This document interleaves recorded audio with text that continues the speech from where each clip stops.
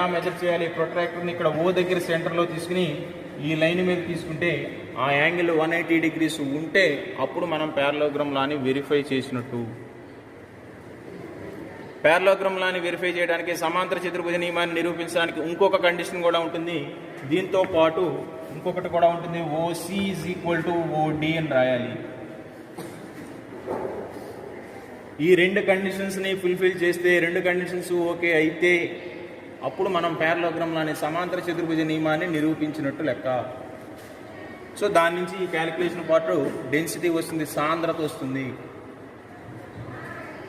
ఇది అయిపోయిన తర్వాత ట్రయాంగిల్లా త్రిభుజ నియమం ఎలా చేయాలి అంటే ఇక్కడ మనం దానికోసం మనకు కావాల్సింది ఏంటి అంటే పీక్యూఆర్ వెయిట్లో అలాగే తీసుకుందాం.